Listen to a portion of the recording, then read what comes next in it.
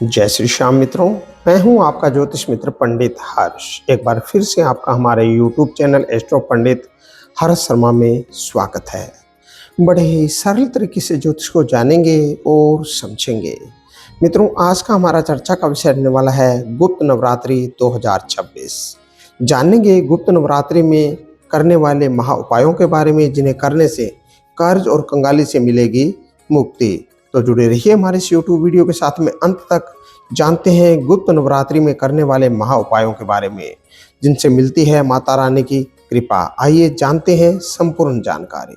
मित्रों, 19 जनवरी 2026 से माघ गुप्त नवरात्रि की शुरुआत हो गई है, जिसका समापन 28 जनवरी को होगा।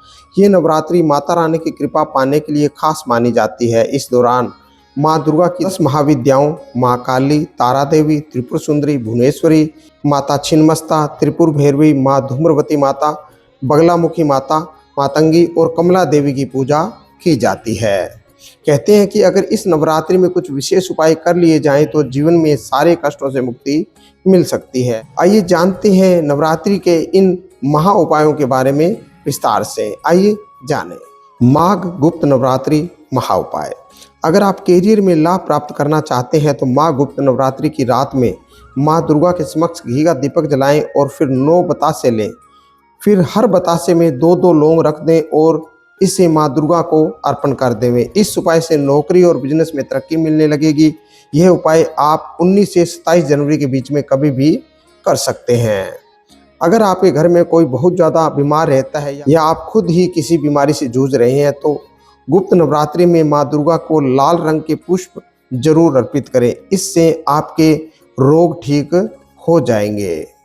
अगर आपके विवाह संबंधी परेशानी से मुश्किल परेशानी आ रही है तो गुप्त नवरात्रि में सुबह शाम माँ दुर्गा के समक्ष घी का दीपक जलाएं और रात में उन्हें लाल पुष्पों की माला अर्पित करें। साथ ही उनके भजन गाएं। ऐसा करने से विवाह संबंधी सभी प्रकार की परेशानियां दूर हो जाएगी।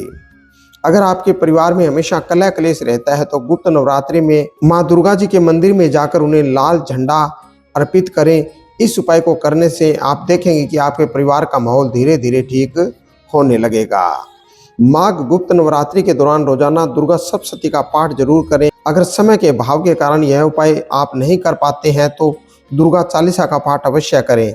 साथ ही सुबह शाम सच्चे मन से माँ दुर्गा की आरती करें। यह छोटा सा उपाय आपके जीवन में सभी प्रकार की परेशानियों को अंत कर देगा। इन उपायों को अवश्य आजमाएं इन गुप्त नवरात्रों के दौरान।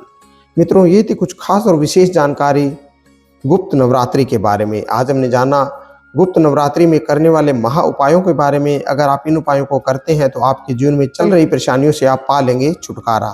इसी तरह की और अन्य जानकारी जानने के लिए जुड़े रहिए हमारे इस चैनल के साथ में।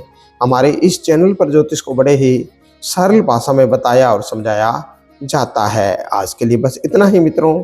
जय श्री श्याम।